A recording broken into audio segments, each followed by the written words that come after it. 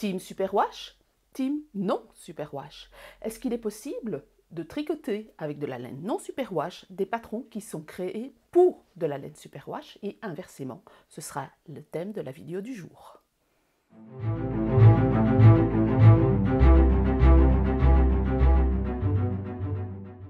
Bonjour à tous, bonjour à toutes. Ici c'est Christelle Nioul, Christelle Elka, designer tricot, et ceci n'est pas un podcast. Ce ne sera pas un podcast aujourd'hui. Aujourd'hui, on va parler de laine, comme c'est surprenant. Alors tout d'abord, petit café, merci à Claudie, Sylvie et Bérangère. On va parler laine superwash, laine non superwash, mais d'abord, on va parler de qu'est-ce que c'est que le superwash, comment se comporte la laine avec le superwash, qu'est-ce qu'on peut attendre d'une laine non superwash, qu'est-ce qu'on peut attendre d'une laine superwash, qu'est-ce qu'on peut tricoter, quels vont être leurs comportements et qu'est-ce que ça vous donne comme latitude en substitution. Alors, c'est quoi le superwash? Je vous invite ici à aller voir la vidéo sur le traitement superwash. J'avais fait une vidéo extensive sur le sujet.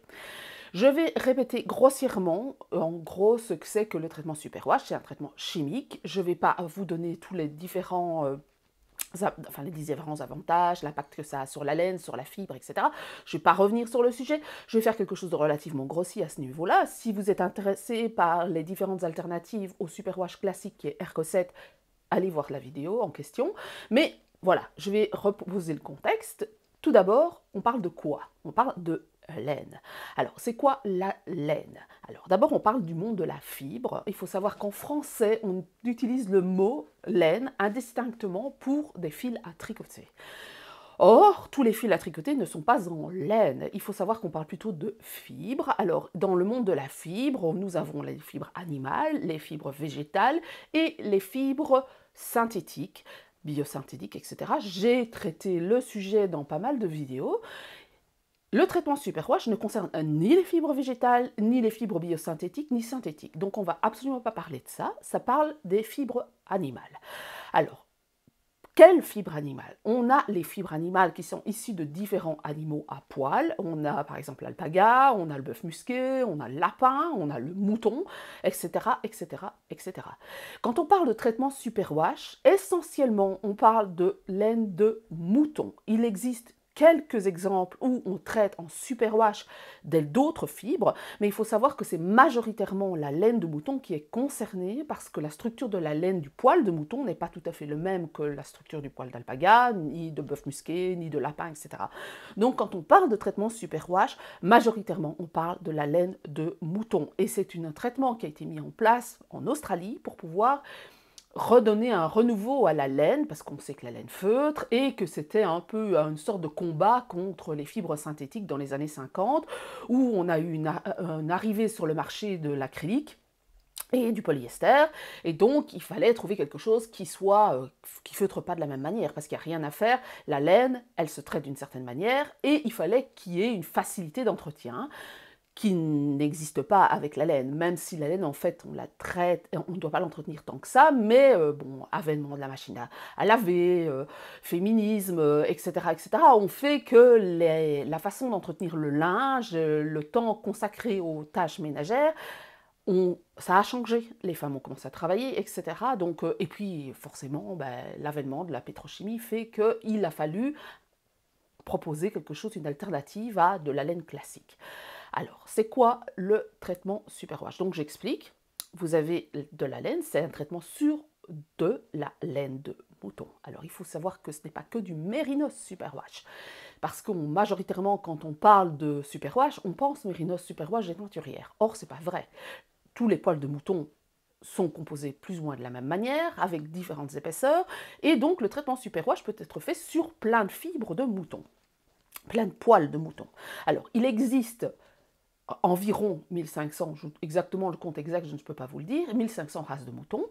Dans ces 1500 races de moutons, il y a des laines qui sont plus adaptées au textile que d'autres. Il y a des laines qui sont plus fines que d'autres. Il y a des fibres courtes, il y a des fibres longues, il y a des fibres avec un peu plus ce qu'on appelle du crimp, c'est-à-dire un peu plus ondulé, et d'autres avec moins, des fibres qui sont plus luisantes, avec moins d'écailles, plus d'écailles, étant beaucoup plus épaisses ou moins épaisses. Alors, comment est-ce qu'on mesure la laine? On la mesure en microns. Plus le chiffre est bas, plus la laine est fine. Si on a une mérinos 18 microns, c'est un mérinos qui est très fin. Alors j'ai fait une vidéo où je parle du cachemire, de la vigogne, etc., qui sont dans des 10 microns. Là, on est dans un autre monde au niveau de la finesse du fil, du poil, et on a quelque chose de tout à fait nuageux, si vous voulez, très léger, très doux et relativement court en fait en fibre. Mais bon, là on va parler de la laine, et donc vous avez des laines qui sont à 30 microns, Lincolnshire par exemple, Wensleydale, et par exemple vous avez du mérinos à 18 microns. Alors ça peut se modifier légèrement quand on fait des croisements, quand on se fait une sélection génétique chez des béliers qui ont par exemple des fibres un peu plus courtes ou des fibres un peu plus fines, et donc on reproduit, on essaye de faire une sélection génétique pour obtenir une fibre relativement fine. Donc le poil de mouton, lui, il est composé de quoi? D'un cœur hélicoïdal avec des écailles autour. Ces écailles, elles aident à faire gonfler, si vous voulez, la fibre, absorbant l'humidité. L'intérieur de la fibre, j'en parle dans Pourquoi la fibre feutre, par exemple. L'intérieur de la fibre de mouton, elle absorbe l'humidité. Et pour que la fibre gonfle, les écailles sont là pour pouvoir donner un peu d'extension à la fibre. Donc les écailles vont s'écarter un peu, moins ou un peu plus, en fonction du taux d'humidité et de ce que a absorbé la fibre, enfin le poil, pour pouvoir, c'est une manière de thermoréguler et de gérer l'humidité sur le mouton. Tout simplement pour que le mouton, dès qu'il pleut, il ne se trouve pas complètement trempé. Et donc c'est pour ça qu'il y a des phénomènes très intéressants au niveau du poil de mouton quand on porte un pull en laine, c'est que ça vous permet de mieux gérer l'humidité que si vous portez du coton, par exemple. Donc, ces petites écailles, elles ont une fonction. Cette fonction, c'est de permettre l'extension et le gonflement, si vous voulez, du poil. Mais il y a un point limite où ces petites écailles, elles vont tellement s'écarter, ça va être comme un parapluie, et elles vont plus revenir en arrière. C'est ce qu'on appelle le feutrage. C'est un phénomène qui arrive lorsqu'on soumet le poil de mouton à des conditions extrêmes, qui sont l'eau, le savon et la chaleur, et le frottement. Donc, le frottement, la chaleur, le savon, le tout combiné va provoquer du feutrage. Il y a des fibres qui feutrent plus facilement que d'autres. Il est évident que des fibres où il y a plus d'écailles va feutrer plus facilement qu'une fibre où il y a moins d'écailles. Donc par exemple, une fibre comme le Lincolnshire est une fibre qui va moins vite feutrer que le mérinos. Donc c'est à savoir. Donc voilà, ça c'est l'état de fait, c'est ce qui se passe, c'est que la laine en fait, elle feutre quand elle n'est pas traitée. Et c'est embêtant, parce qu'on ne sait pas mettre un pull dans la machine à laver sans regarder, sans se dire « Waouh, je lave toutes les semaines ». À un moment donné, il va feutrer. Donc c'est pour ça qu'on a mis en place le traitement superwash. Et c'est quoi le superwash en fait? Le traitement superwash consiste à enlever ces petites écailles, ou du moins les aplanir, pour qu'il n'y ait plus ce phénomène d'ouverture de parapluie. Et en fait, quand le parapluie s'ouvre, les fibres, elles s'accrochent l'une dans l'autre et ça devient un tissu dense. Vous avez tous déjà rencontré de la laine bouillie sur un manteau ou du tweed ou ce genre de choses. Eh bien, c'est de la laine feutrée, tout simplement. Et donc, ça va provoquer un tissu dense parce que toutes les parapluies s'ouvrant, toutes les petites écailles s'ouvrant, ça coince, ça rend la fibre rigide et vous n'avez plus de possibilité que ça bouge, tout simplement, et donc vous avez un tissu relativement dense. Donc pour éviter ça, on va aplanir ces petites écailles, et qu'est-ce qu'on va faire? C'est qu'on va traiter chimiquement l'enlèvement de ces petites écailles. Alors, il y a différentes techniques, je rappelle, il y a une vidéo sur le sujet, électrophorèse, etc., etc., et chimique, c'est un gros impact écologique, au niveau chimie, parce qu'on utilise du chlore, et donc, la méthode la plus classique, c'est on traite le chlore pour on enlève en fait ces petites écailles, et comme on affine la fibre, on la rend plus fragile, en enlevant ces écailles, on va compenser ça en mettant une couche de polymère dessus, une certaine couche de plastique. C'est ça que certaines fois, quand vous touchez certaines laines mérinos superwash, non mélangées, vous avez un peu cette sensation de plastique. En fait, vous mettez une couche polymère au-dessus, ou de plastique, qui fait que, eh bien, pour pouvoir renforcer la fibre, pour pouvoir lui donner un peu plus de tenue, parce que sinon on a abîmé la fibre et donc on la rend plus fragile. Alors c'est divers et varié en fonction des techniques utilisées, si elles sont écologiques ou pas. Donc c'est ça le traitement superwash. En fait, on change les caractéristiques de la laine pour la rendre plus facile à l'entretien et éviter le phénomène de feutrage. Alors, comment se comportent les laines? non superwash et superwash. Donc je vous ai expliqué qu'il y a des petites écailles. Ces petites écailles font que les laines frottent l'une contre l'autre, mais si vous voulez, c'est comme une peau de requin. Quand vous touchez un requin, alors je ne sais pas qui a touché un requin, mais bref, vous voyez l'image. Quand vous touchez une peau de requin, en fait, dans un sens, la peau est lisse, et dans l'autre sens, en fait, vous avez plein de petites arêtes. Eh bien, c'est la même chose avec les écailles sur les fibres de mouton, sur les poils de mouton, c'est qu'en fait, ça coulisse, si vous voulez. Les fibres vont coulisser, mais à un certain moment, dans l'autre sens, elles ne vont plus pouvoir coulisser, en fait. Donc, ça donne une certaine résistance à la fibre, et ça évite que les fibres coulissent l'une contre l'autre. Donc, une laine superwash, quand vous tricotez une laine superwash, elle va avoir tendance à garder la forme que vous lui avez donnée, grâce à ces petites écailles. C'est ce qu'on appelle la mémoire de la laine. Vous avez un phénomène qui est lié au fait que le cœur de la fibre est en forme d'hélice, donc ça a tendance à revenir à sa place, mais ces petites écailles, elles font que ça revienne à sa place, si vous voulez. Et donc, on a cette mémoire de la laine, même dans des pulls grande taille, vous n'avez pas cette tendance à prendre énormément d'expansion et à se retrouver avec un pull excessivement large. Ça, c'est une des grandes capacités de la laine non superwash, c'est de pouvoir garder sa forme grâce à la dynamique qui existe entre les fibres lorsqu'elles se frottent. Quelque chose que vous n'avez pas du tout avec de la laine superwash. Pourquoi? Parce qu'en fait, ces petites écailles n'étant plus là, vous n'avez plus de retenue entre les fibres, et donc la laine superwash va se comporter comme une fibre qui a peu d'écailles ou pas d'écailles, et donc elle va avoir une tendance à s'élargir très fortement. Donc ça, c'est un des grands comportements de la laine non superwash, c'est de pouvoir revenir à sa forme première, en fait, ce que vous n'avez pas du tout avec de la laine superwash. Non, oui, superwash, je dis bien. Alors, il faut savoir qu'il n'y a pas que ce phénomène-là. Évidemment, il y a le filage qui a un impact. Plus vous avez de retors, plus donc le nombre de brins et la force avec laquelle vous tordez vos laines, enfin le nombre de tours que vous allez donner, plus une laine a du retors, plus elle va être rebondie, parce qu'il y a la dynamique liée à la torsion qui fait que vous avez quelque chose qui revient plus facilement. Donc, ce n'est pas lié qu'à la dynamique et à la composition du fil, mais il faut savoir que pour une laine avec le même nombre de torsions, une laine non superwash et une laine superwash avec le même nombre de torsions, par exemple un fil 4 brins, voilà, fil 4 brins, retordu relativement normalement, eh bien vous n'allez pas avoir la même dynamique, la fibre de laine superwash va s'étendre beaucoup plus rapidement, beaucoup plus fort que la fibre non superwash. C'est pour ça qu'il est fondamental de faire un échantillon quand on fait un pull ou n'importe quoi en laine superwash. Parce que quoi qu'il en soit, la fibre superwash ne va pas revenir à sa forme initiale. Elle va revenir un peu en arrière, mais pas totalement. Donc, c'est à prendre en compte quand vous faites un pull pour ne pas être complètement déçu de faire un échantillon. Parce que si vous ne faites pas votre échantillon, vous ciblez, ben moi je vais faire une taille 42, ce sera autant de mailles, machin, vous tricotez, ça donne bien, mais après, vous allez vous retrouver avec quelquefois 10%, 20%, 30% d'extension, et vous n'allez pas vous retrouver avec un taille 42, mais un taille 48, et ça ne fonctionne plus. Et quand on voit l'énergie que l'on met dans un pull, ben, il est clair qu'il faut faire attention à ce que vous allez faire. Donc il faut vraiment, vraiment, vraiment, j'insiste, faire un échantillon, surtout dans de la laine superwash.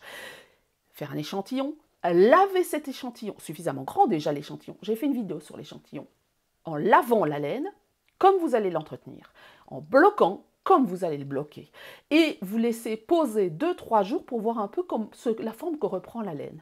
Et là, vous pourrez calculer, eh bien, voilà, je suis plus ou moins dans le bon échantillon, mon échantillon est un peu trop petit ou un peu trop grand, et vous pourrez prendre vos décisions quand vous choisirez de faire votre pull, ou votre bonnet, parce que un bonnet, quand il est trop grand, ça vous tombe sur la moitié du visage, c'est pareil, les chaussettes, c'est pareil. Faites attention à votre échantillon, c'est vraiment fondamental de faire attention à votre échantillon, surtout avec de la laine superwash. Deuxième comportement qu'on peut attendre dans de la laine superwash et non superwash, c'est la façon dont ça réagit à la teinture. Eh bien, les laines, la fibre de mouton, les fibres animales en général, se teignent avec des teintures acides.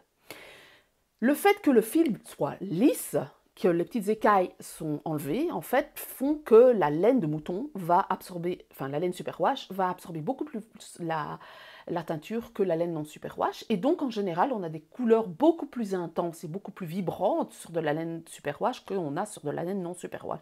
Vous avez un peu cet effet un peu plus, comment dire, sourd sur de la laine superwash, celle-ci non superwash, celle-ci c'est de la laine non superwash, vous avez cet effet un peu plus sourd. Alors ça ne dépend pas évidemment que de la laine, parce qu'il y a des laines qui sont légèrement plus jaunes que d'autres, ça dépend aussi de la race de mouton, hein. Et si vous teignez par exemple une race comme de Wensleydale, la fibre est assez luisante de base, vous n'aurez pas le même rendu de couleur sur du Wensleydale que vous aurez sur du Mérinos non superwash. Donc c'est lié au traitement, mais aussi lié à la race de mouton.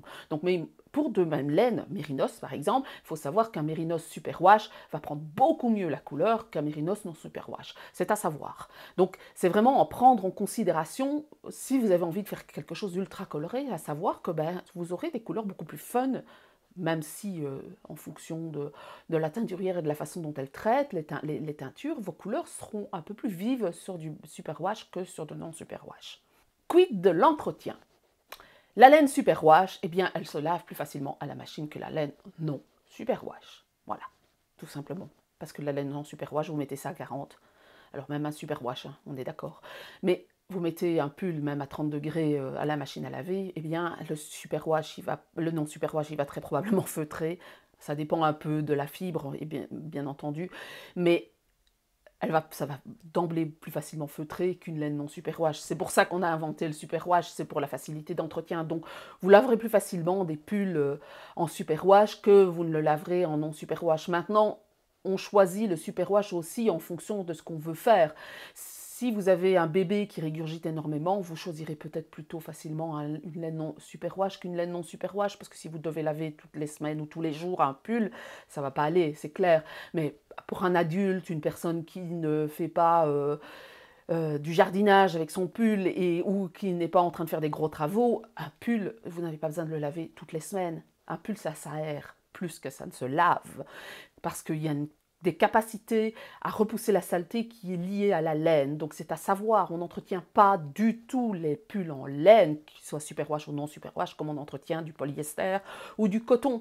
Il n'y a pas du tout la même dynamique, il y a un phénomène antibactérien, j'en ai déjà parlé dans de nombreuses vidéos. Vous ne lavez pas vos pulls toutes les semaines, on lave les pulls 2 fois par an, 3 fois par an. Et c'est pas pour ça que vous allez sentir le bouc, croyez-moi. Alors, toute autre chose égale par ailleurs, on ne parle pas de travailler n'importe où, on parle de conditions d'utilisation tout à fait normales et classiques. Vous allez au bureau, excusez-moi, mais vous n'avez pas besoin de laver votre pull toutes les semaines ou tous les 2 jours.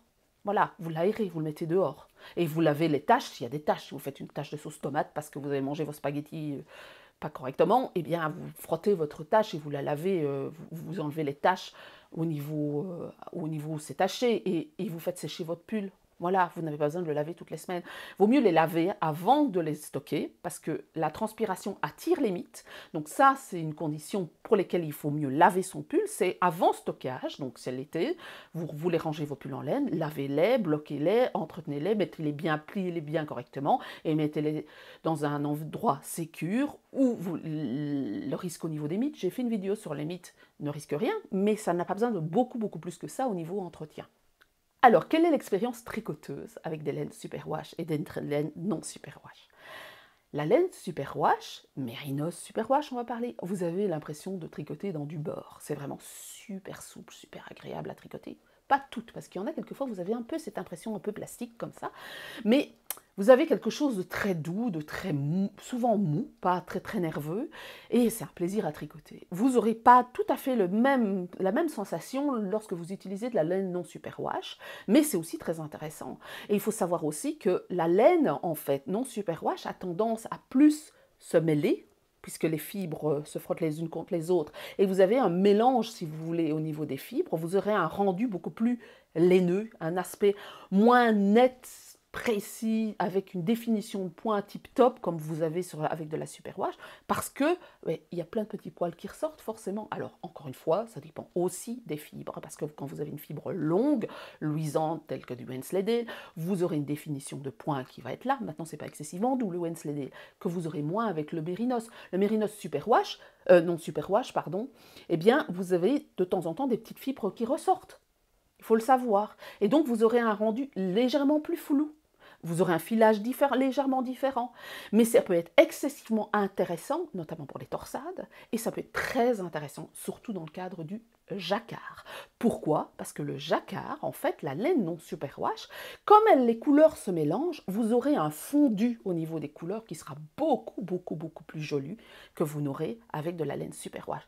En plus, il faut savoir que comme vous avez ces fibres qui empêchent que les fibres ne coulissent, quand vous coupez dans votre tricot, ce qu'on appelle des steaks, eh bien, vous n'allez pas avoir cette laine qui va filer, vous risquerez pas de perdre des mailles comme ça, quoi. Alors il faut toujours sécuriser quand on fait des steaks, soit au crochet, soit à la machine à coudre, mais vous aurez quelque chose de beaucoup plus sécur que si vous utilisez de la laine superwash, parce que là, comme vous n'avez pas de retenue, c'est comme quand vous coupez dans de la soie, eh bien, vous aurez les fils de laine qui vont filer sur le côté.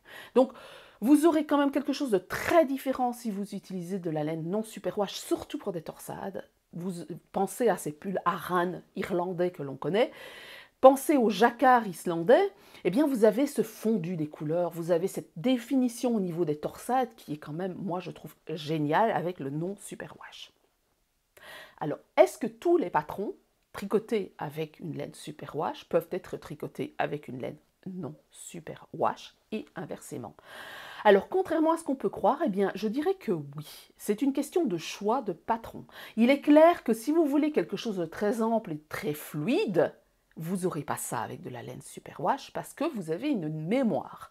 Donc, un pull qui pourrait être tricoté en soie ou que vous allez dégauger en mérinos, eh bien, ça va être beaucoup plus difficile de l'avoir avec du superwash, du non superwash. Vous aurez cette retenue, si vous voulez. Par contre, un pull qui est très près du corps, qui va avoir une finition très près du corps, torsade ou autre, où vous avez une mise en forme au niveau de la taille, au niveau des hanches, si vous utilisez de la laine superwash, faites attention à votre échantillon, parce que là, c'est le coup où ça va s'élargir et vous n'aurez plus du tout le même rendu.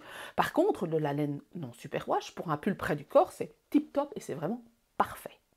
Donc, contrairement à ce que l'on peut croire, moi je ne suis pas convaincue qu'il existe des patrons qui soient totalement, que quand ils sont créés par une designer avec de la laine superwash, soit totalement non tricotables en non superwash. Ça dépend du rendu que l'on veut. C'est une question de choix de fibres aussi. C'est tellement complexe qu'on ne peut pas dire c'est pas possible en superwash, c'est possible en non superwash et inversement. C'est un choix beaucoup plus complexe que ça, parce que par exemple, si vous choisissez un mélange mérinos et soie, il est clair que si vous voulez faire un châle, vous n'allez pas choisir un 100% mérinos non superwash retordu pour faire un châle avec plein de dentelles. Il y a pas que le choix du non-superwash et du superwash qui est important, c'est aussi prendre en compte les mélanges, prendre en compte le fait que la laine soit fluffy ou pas, qu'elle soit très poilue ou pas, le fait que vous voulez une certaine tenue, un certain rendu, il y a des choses qui sont très surprenantes si vous changez complètement de fibre. Donc, je ne suis pas tellement figée sur l'idée qu'il faut absolument respecter la laine d'un designer. C'est important de respecter l'échantillon.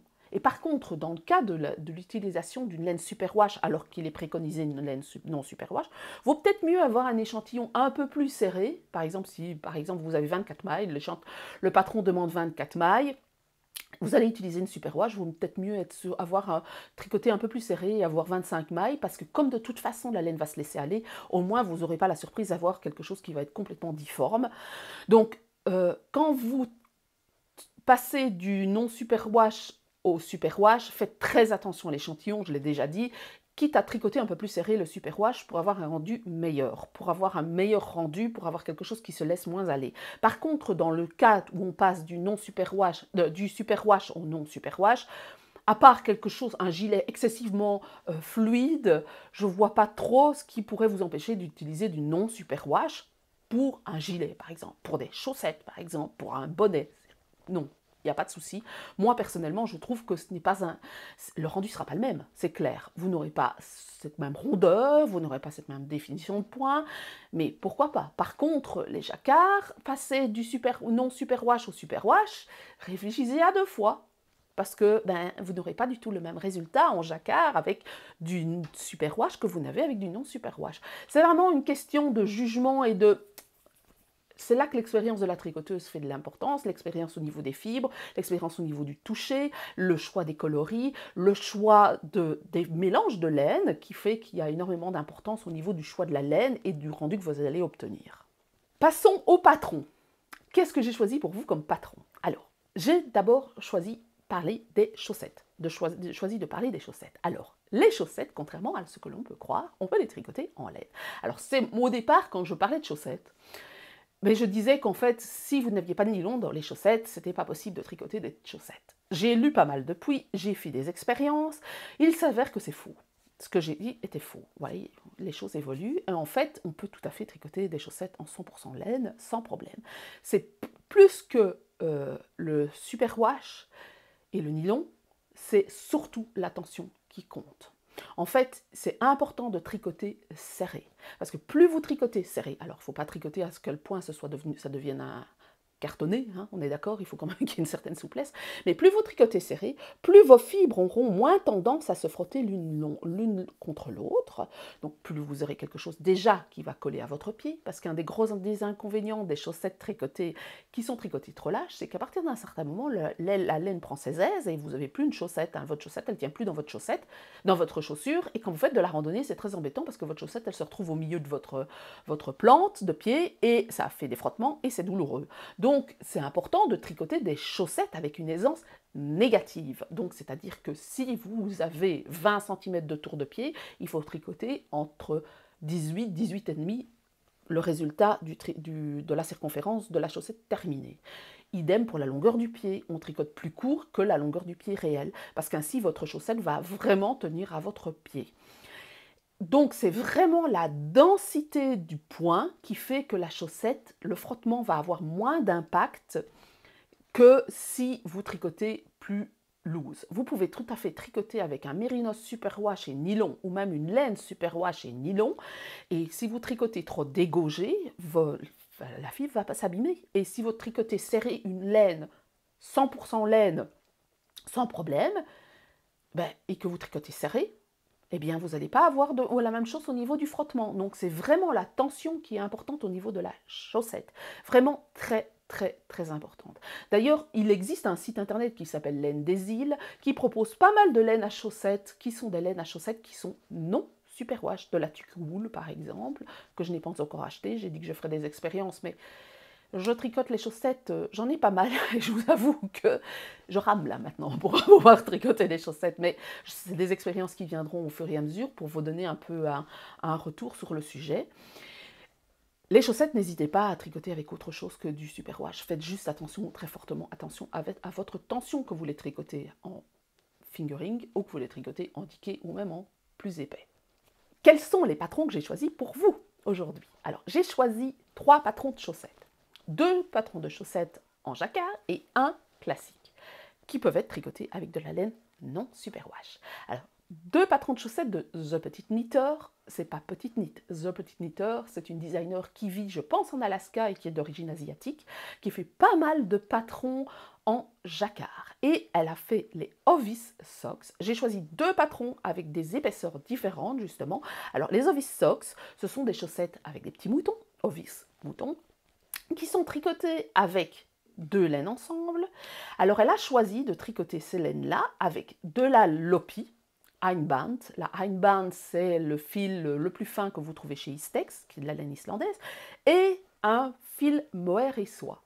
Alors, c'est très intéressant, pourquoi? Parce qu'en fait, le mohair et la soie, la soie étant une fibre très longue, eh bien, ça vous donne la possibilité d'avoir quelque chose qui va renforcer la chaussette. Alors, peut-être que le mohair va avoir un impact, il va un peu feutrer, mais par contre, la soie va renforcer la fibre de laine et vous allez avoir quelque chose non seulement très agréable à porter, mais en plus qui va avoir une meilleure résistance grâce à la soie. Une des manières de pouvoir dire je remplace le nylon par autre chose, c'est de tricoter un fil de soie en plus, par exemple, quand vous voulez renforcer la pointe ou le talon. Alors, ce patron, il est au prix de 9,54 $, 9 $ canadiens, ce qui donne environ, si mon PC veut bien, 7 € je crois, quelque chose comme ça. Ouais, 6,84 € pour moi, TVA belge. Donc on est 6,80 € pour les Français, donc 9,54 $. L'échantillon est de 33, donc vous avez tricoté de la fingering et de la dentelle ensemble, du fil dentelle, et vous avez quand même un échantillon de 33, donc vous voyez que c'est tricoté très serré. Elle tricote ça avec des aiguilles de 25, donc vous voyez qu'en fait on est quand même sur quelque chose de relativement serré. Elle a 1, 2, 3, 4, 5, 6, 7, 8, 9, 10, 11 tailles différentes. Le patron, il est disponible en français et en anglais. Et je le trouve mais, très joli. En plus, il y a la possibilité de faire des chaussettes à l'opposé au niveau des couleurs, si vous voulez, des chaussettes qui soient différentes. Alors quand on n'aime pas, on en dit, vous pouvez tricoter une brune et une blanche, et donc quand on n'a pas assez de laine, ben, ça permet de pouvoir jouer au niveau des couleurs et pouvoir arranger de manière à pouvoir utiliser tout son fil. Donc c'est Ovis Socks de The Petit Knitteur. Autre patron de Petit Knitteur, c'est aussi du jacquard, et là c'est tricoté en light fingering. Elle a utilisé de la Bahram Ewe, qui est une marque de laine que moi j'ai eu l'occasion de rencontrer lorsque j'ai fait Cologne.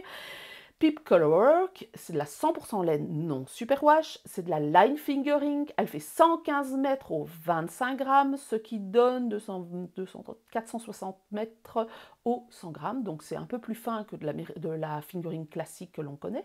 Et idem pour l'échantillon 33 mailles au 40 rangs, donc c'est un échantillon serré, elle a tricoté en 2,25, et là c'est le parfait patron pour utiliser des restes. J'ai quelqu'un qui m'a demandé quels sont les patrons d'autres personnes qu'on pourrait tricoter avec de la fingering. Et bien ça, c'est un parfait, avec de la pérégrine, donc ma laine, c'est un parfait patron pour tricoter avec de la pérégrine en tricotant serré. Vous pouvez tout à fait utiliser celle-ci pour faire des chaussettes. Et donc c'est un parfait patron pour essayer le jacquard, parce que le jacquard qui est montré là, c'est du ferraille, ça ressemble très fortement avec du ferraille, et c'est pas compliqué. Vous n'avez pas 56 fils à faire suivre. Vous pouvez avoir quelque chose qui va être très très sympa au niveau du rendu. Elle a aussi 11 tailles, comme prévu. Le patron est aussi en français et en anglais. Il est au prix de 9,54 $, donc le même prix que tout à l'heure, 6,84 € pour la Belgique, 6,80 € pour la France ou quelque chose comme ça. Attention, je rappelle, Ravelry ne prend pas en compte la TVA française au niveau numérique, et donc vous êtes soumis à 20% de TVA, donc ça sera 9 € et non pas 6,84 €. Je pense qu'elle a un site internet et vous pouvez acheter sur le site internet, où là vous payerez plus le prix comme les Belges payent par exemple. Donc c'est 9,54 $, 9,54 $ canadiens, ce n'est pas les dollars américains. Les dollars canadiens est un peu moins fort que le dollar américain, et donc vous pouvez avoir la possibilité de tricoter ce patron-là pour un prix relativement raisonnable, et en plus c'est un excellent, parfait patron pour pouvoir tricoter des restes. Alors la technique qu'elle a utilisée, c'est le talon après coup que vous trouvez ici. Dans le Ovis, le précédent, je pense que c'est un talon après coup aussi. C'est aussi un talon après coup, j'ai tout à fait raison. Elle dit other two, donc je ne sais pas, comme je n'ai pas acheté le patron, je ne peux pas vous dire quelle est la façon de construire la pointe. Je ne sais pas par contre si c'est tricoté de la tige vers la pointe. Donc vous allez tricoter la tige, vous allez tricoter un tube en fait, et puis vous allez marquer l'endroit où vous allez faire votre talon, et puis vous allez terminer par la pointe. J'ai mis une vidéo sur le talon après coup ici. Alors moi je les tricote souvent de la pointe vers la tige, mais dans le cas du talon après coup, ça n'a pas beaucoup d'importance. C'est juste la forme de la pointe qui change. Mais selon le talon se fait exactement de la même manière, que ce soit de la pointe à la tige ou de la tige à la pointe. Troisième patron de chaussettes, c'est le Vanilla is the New Black. C'est un patron qui est très classique, c'est juste le talon qui est différent. Alors le talon, il se fait en côte. Vous allez soit tricoter du haut vers le bas, soit du bas vers le haut. Et en fait, on va faire des augmentations et puis des diminutions, ou des augmentations et puis des diminutions dans un sens ou dans l'autre. Et c'est surtout le talon qui est très particulier, qui est formé en côte. Et avec les diminutions, ben, vous avez un peu cet effet concentrique, concave, convexe. Chaque fois, je m'inverse, hein. Vous le savez, pour finir, moi je mélange. Donc vous avez surtout le point d'attention de ce patron-là, c'est le talon. Et ce n'est pas un talon après coup, c'est un talon qui se travaille en même temps que vous tricotez la chaussette. Alors moi j'ai tricoté ce patron-là de la pointe à la cheville, parce que c'est Anna Fletcher. Anna Fletcher faisait partie du gift long, je ne sais pas si ce sera encore le cas cette année, mais c'était un des patrons que j'ai voulu tricoter, et j'ai tricoté ça pour mon mari. L'inconvénient que j'ai eu pour cette paire de chaussettes, c'est que le talon n'a pas bien tenu en place, parce que mon mari a pied relativement plat et ça fait que le talon ne tient pas très bien. Et en plus, je pense que j'ai pas suffisamment serré, j'aurais dû tricoter plus serré pour pouvoir avoir quelque chose qui tienne plus. Mais bon, soit il les met quand même, surtout c'est des chaussettes de Noël, donc il ne porte pas ça en dessous de son costume pour aller travailler, c'est clair, mais il les porte de toute façon. J'avais utilisé de la Worcestershire Spinner qui est du Blueface Leicester et du nylon. Voilà, c'était de la laine que j'avais en stock, collection de Noël. Mais je vous dis, faites attention au niveau du talon, il ne tient pas nécessairement en place, surtout sur les pieds plats. L'échantillon est de 36 mailles, donc c'est tricoté serré, et vous avez 5 tailles différentes. Le patron n'est qu'en anglais. Le patron est au prix de 6,36 $ canadiens, encore une fois, donc 6 € belges. Donc plus cher quand c'est français à cause de la TVA. Il a été tricoté de nombreuses fois et je dis vous avez la possibilité de le tricoter soit du bas vers le haut, soit du haut vers le bas. Alors le tricot du bas vers le haut, c'est Vanilla is the new black, non, je me trompe. Je me pense que ce n'est pas écrit dans le même patron. Il faut de toute façon aller choisir une façon de faire. Voilà, vous avez Vanilla Reversed. Voilà, moi j'ai fait Vanilla Reversed, Vanilla Reversed. Je vous mets de toute façon toutes les coordonnées ici en dessous. C'est de la pointe vers la tige. Et Vanilla is the new black, c'est de la tige vers la pointe. Et il existe aussi une version en sport et en diqué. Donc ça, vous pouvez tout à fait tricoter avec de la laine non superwash. En plus, c'est une paire relativement facile. C'est du jersey. Au niveau de la semelle, c'est du jersey, enfin au niveau du pied et au niveau de la tige, il y a juste le talon qui est très particulier. Quid des pulls? Alors, on parle de pulls et de cardigans. Comme je l'ai dit précédemment, le jacquard et les torsades, ça rend superbement bien en non superwash.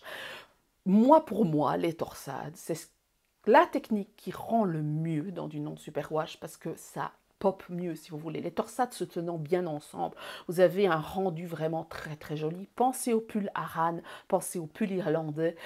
Eh bien ça en non superwash, moi je trouve que ça fait un effet waouh.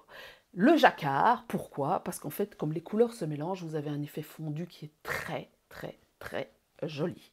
Donc je vous ai fait une sélection de quelques patrons qui sont faits en non superwash et qui que vous pourriez faire en superwash si vous en avez envie, mais que je trouve qu'ils sont particulièrement jolis en non superwash.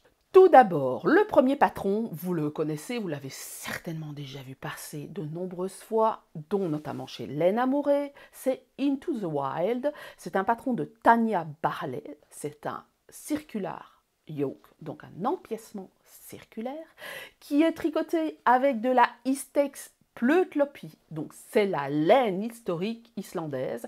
La Istex Plötlopi, c'est de la laine, c'est du préfilé, c'est-à-dire que vous n'avez aucune torsion, vous avez une sorte de ruban très fin de fil. Il faut savoir comment la tricoter, parce que ça casse très très vite, mais voilà, dès que vous mouillez un peu, vous la tournez un peu entre les doigts, le raccord est très simple, vous n'aurez pas de nœud dans ce genre de laine, c'est très facilement réparable. Le mélange, comme c'est de la laine préfilée, le mélange va être très très très sympa. Vous avez, si vous ne voulez pas partir sur de l'Istex Plötlopi, vous avez de la Nutiden qui est un mélange de laine suédoise ou de la Manchelopi qui est un mérinos espagnol qui est en préfilé aussi. Donc indifféremment, vous pouvez utiliser ces trois laines-là. Ce patron-là, je l'explique, il est fait en diqué, donc elle a certainement doublé le fil et non pas triplé. Elle a utilisé donc de l'Istex, comme je vous l'ai dit. Le prix du patron est de 6,89 €, donc 9 € pour les Français, environ 9 $ canadiens pour les... Peut-être un peu moins, parce que moi j'ai la TVA qui a été calculée, et au Canada il n'y a pas de TVA, donc on va dire 8,50 $ plus ou moins. Moi c'est affiché en euros forcément. Elle a utilisé des aiguilles 4 et 3 mm. Il y a 10 tailles différentes. Je le trouve vraiment très joli. Il est très mignon ce patron-là, je trouve. C'est de la worsted. Même si elle dit diqué, en fait, la Plötlopi, vous pouvez la doubler, la tripler, la quadrupler pour avoir l'effet que vous voulez. C'est un des gros avantages, c'est d'acheter ça, c'est des grosses galettes. Et vous pouvez tricoter ça en double, en triple, en quadruple. Et vous aurez un fil diqué, worsted ou bulky, en fonction de ce que vous voulez faire. Et plus vous doublez, plus vous triplez, plus la laine est chaude. Donc, ce pull-là, je le trouve très joli.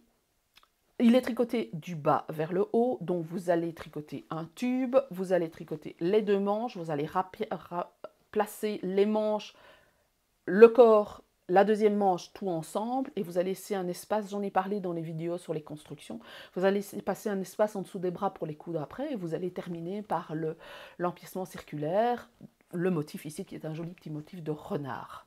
Donc voilà pour le patron qui n'est qu'en anglais. Deuxième patron, tricoté avec de la laine non superwash. Ce patron-là, il a été tricoté avec de la Brooklyn Tweed Shelter. Donc c'est la toute première laine de Brooklyn Tweed et je trouve qu'il est magnifique ce patron. Il est déjà ancien ce patron, je pense qu'il date de 2011, 2013, dans ces eaux-là. Donc il doit bien avoir 10 ans environ. Et bien ce patron-là, il a été fait par Gudrun Johnson. Gudrun Johnson, c'est quelqu'un qui vivait dans les îles Shetland et qui vit maintenant aux États-Unis. Elle a fait ce patron-là, donc c'est de la worsted, l'échantillon est de 19 mailles, 32 rangs et là, vous avez du jersey en verre et des côtes, un joli empiècement en pâte de boutonnage, en fausse côte. Je trouve qu'il est magnifique, ce pull-ci. Il a vraiment un style très particulier. Franchement, en plus, la couleur est magnifique. Donc, ce pull-là, c'est Levedwick de Gudrun Johnson. Il est au prix de 10,31 €, 10,60 $ américains cette fois-ci, parce que c'est Brooklyn Tweed. Il est tricoté, donc je vous l'ai dit, avec de la Shelter. La Shelter, vous pouvez tout à fait la substituer avec de la Derirum Natura Gilliatt. C'est le même échantillon, parce que, bon, la Brooklyn Tweed, il n'y a rien à faire, c'est américain, et vous allez payer énormément de TVA. Si vous la trouvez pas trop chère, tant mieux pour vous. Hein. Et les Canadiennes qui m'écoutent, vous aurez certainement beaucoup plus facile à trouver de la Brooklyn Tweed que de la Derirum Natura. Mais pour les Françaises, la Derirum Natura Gilliatt, qui est une laine non superwash de Mérinos français, eh bien, elle se substitue tout à fait, mais parfaitement à la Shelter de Brooklyn Tweed. Donc, beaucoup de patrons de Brooklyn Tweed, vous pouvez utiliser de la Derirum Natura dans les gammes qu'ils proposent pour pouvoir remplacer cette laine. Donc, ce patron-là, il est tricoté du haut vers le bas, il est tricoté à plat, c'est un gilet, et je le trouve mais particulièrement joli. En plus, cet effet de jersey en verre fait que ça change un petit peu du perpétuel jersey classique. Donc voilà pour ce patron que je trouve vraiment très joli. De Gudrun Johnson. Troisième patron. Parlons du patron Three Seasons Cardigan. Donc c'est le patron de gilet, qui est un patron qui est tout en torsade de Wool & Pine, qui coûte 9,89 €, 10,07 $. Donc pour les Canadiennes qui m'écoutent, ce sera un peu moins cher au niveau dollar américain parce que vous n'avez pas la TVA forcément. Ce patron-là, il est fait à la base avec un coton mérino de Katia, mais je pense qu'il conviendrait tout à fait aussi à de la laine non superwash telle que la Derirum Natura. Alors, je n'ai pas l'information de l'échantillon ici parce que l'échantillon est fait sur base de torsade et elle renvoie au patron. Mais vu la qualité de la laine, je me dis peut-être bien que ça fonctionnerait sans problème avec de la Derirum Natura pour pouvoir la tricoter. Il se tricote en 5, 5,5 et 4,5. Donc vous avez, ça monte très vite ce genre de choses. Vous avez tout un grand panneau de dentelle et vous avez des dentelles de torsade sur le devant et vous avez des torsades sur les bras. Le pull peut se porter court. Il vous faut environ 722 à 1573 mètres. Et les tailles prévues sont de 40 pouces. 40 pouces, c'est une taille 42, je pense, dans ces eaux-là, à 75 pouces de tour de poitrine, ça doit faire 75 pouces, si je ne me trompe pas, ça doit faire 160 cm. Alors je vais juger, parce que au pif, 160 cm facilement, donc on est sur du 95-100 cm à 160-170 cm dans ces eaux-là. Wool & Pine, c'est une marque qui fait beaucoup de l'inclusif, donc vous avez, comme ça se porte relativement large, vous avez une petite taille, comme vous avez une grande taille, vous pouvez tout à fait le faire. En plus, il n'est pas travaillé, il n'est pas mis en forme, c'est tout à fait le genre de petit gilet que vous portez quand il fait relativement froid et que vous n'avez pas envie de mettre une grosse veste, un pull, etc. pour jouer l'effet couche, un gilet, un pull, etc. Donc franchement, il est très joli, moi je le trouve vraiment très très joli. Il est tricoté à plat, forcément c'est un gilet. Il est tricoté, il est oversize, il a une aisance positive. Que dire d'autre? Il y a un schéma. Les patrons sont vraiment bien construits chez Wool & Pine. C'est pas la première fois que moi j'en achète, que je lis et que j'essaye d'en commencer et que je ne les termine jamais parce que je commence des choses, mais je ne les termine pas nécessairement. Donc voilà, encore un exemple de patron où vous avez un joli petit gilet qui peut se porter et utilisé en laine non superwash. En plus, la laine non superwash, elle est plus chaude que la laine superwash, puisqu'on a altéré les qualités de la laine en traitant superwash, mais vous perdez au niveau Thermorégulation, et vous avez une laine qui est quand même moins chaude quand elle est non superwash que quand... Non, elle est moins chaude quand elle est superwash que quand elle est non superwash.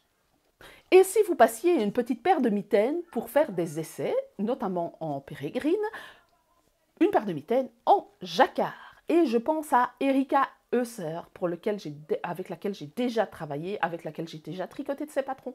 Elle fait des jolis motifs. Ce sont les Songbird Mittens.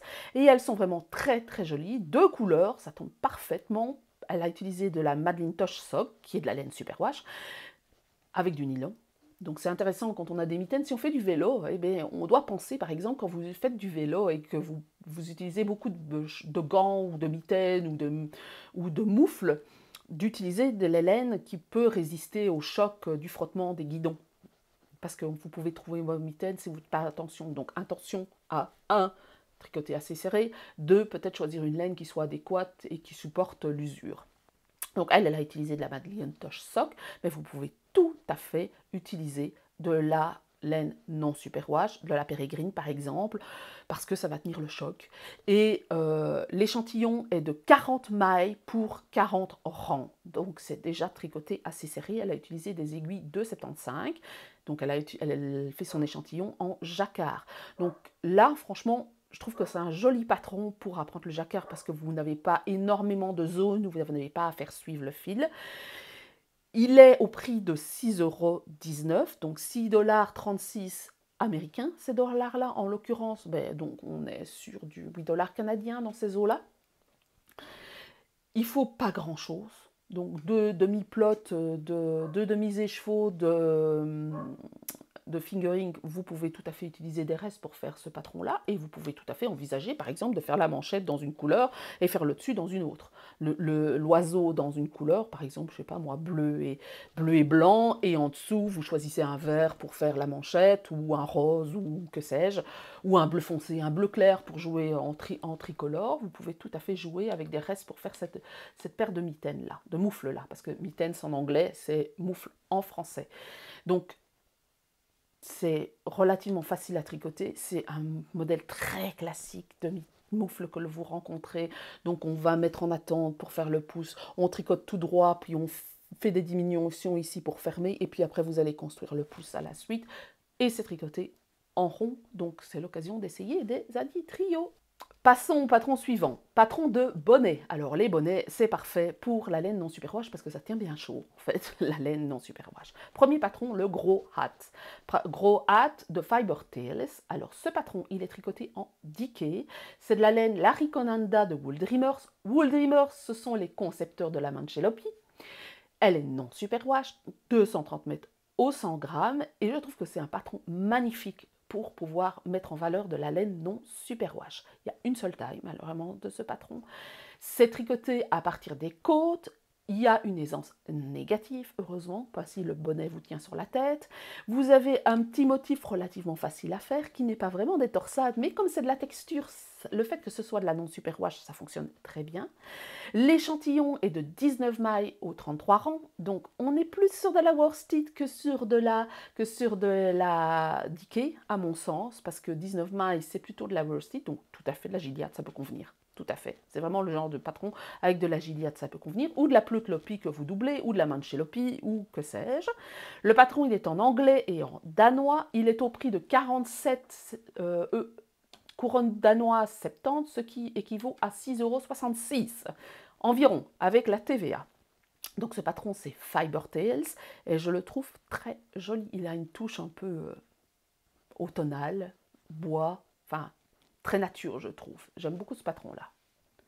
Un autre patron de bonnet que l'on pourrait envisager de faire avec de la fingering et notamment de la pérégrine, c'est Nip 8 de Kate Davis. Alors Kate Davis, c'est une designer qui vit sur les îles Shetland et elle fait énormément de jacquard. J'aime beaucoup ce qu'elle fait. Ce patron-ci, c'est un vieux patron, 2009, mais il a toujours son petit effet. Et je trouve qu'avec des laines très sourdes, des couleurs très sourdes, ça fonctionne très très bien. D'ailleurs, elle utilise de la Jamieson & Smith en 2 brins, jumper weight, donc vraiment une épaisseur fingering.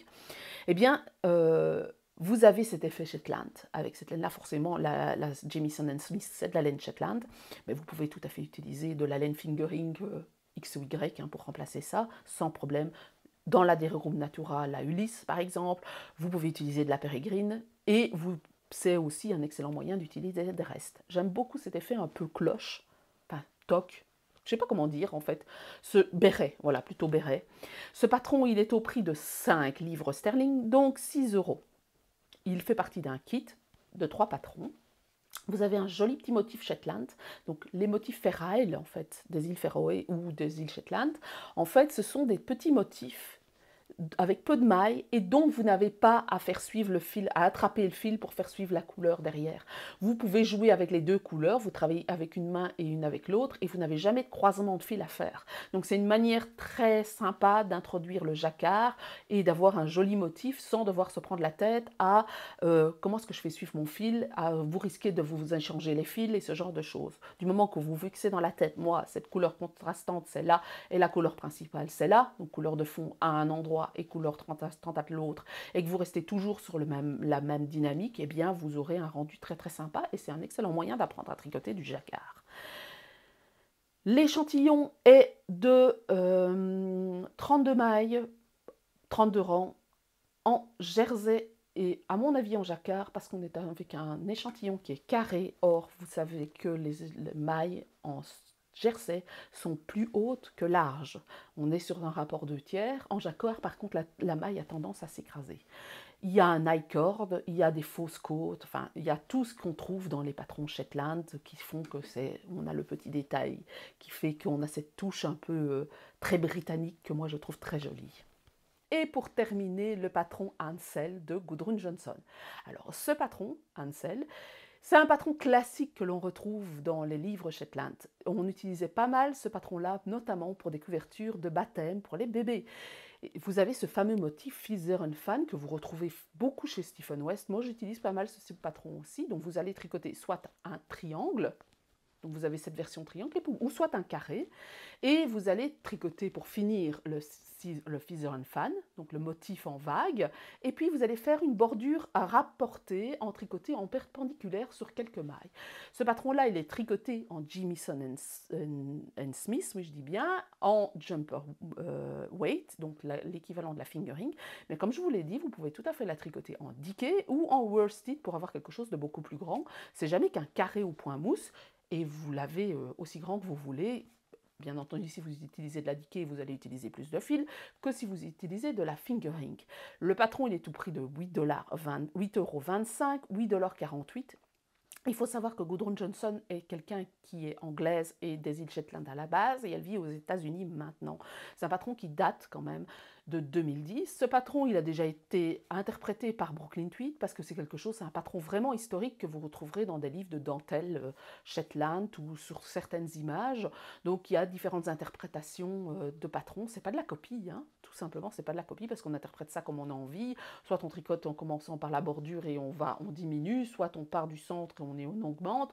Donc en fonction de la façon dont on interprète le patron, eh bien c'est deux œuvres originales, mais ce patron, il a une origine qui est une origine historique Shetland. Voilà, c'est avec ce dernier patron, je termine la vidéo sur le non-superwash. J'espère que ça vous a aidé. Tous ces patrons-là peuvent être tricotés en pérégrine. Je ne veux pas prêcher pour moi chapelle, mais pérégrine est une laine non-superwash. Vous pouvez tout à fait envisager de faire un patron en fingering ou en diquet avec de la pérégrine dans les patrons que je vous ai proposés là. La worsted, c'est une autre histoire évidemment. Mais voilà, on se retrouve au Knitted la semaine prochaine. Il y aura une vidéo pour ceux qui n'ont pas la chance d'aller au Knitted de toute façon. Je vous prépare une vidéo. J'espère que cette vidéo vous a plu. N'hésitez pas à mettre des commentaires ici en dessous. N'hésitez pas à partager, à aimer. N'hésitez pas à souscrire à ma chaîne parce que ça m'aide fortement de souscrire à ma chaîne pour mettre en avant les patrons et pour moi pouvoir diffuser l'information parce que je trouve que c'est important parce que mine de rien, le superwash a un impact écologique qui est certain et je pense qu'il est temps qu'on se pose la question de savoir où on va et de changer notre dynamique et notre façon de faire les choses. D'ailleurs, de plus en plus de marques de laine basculent vers le non-superwash. Je vous en ai parlé la semaine dernière.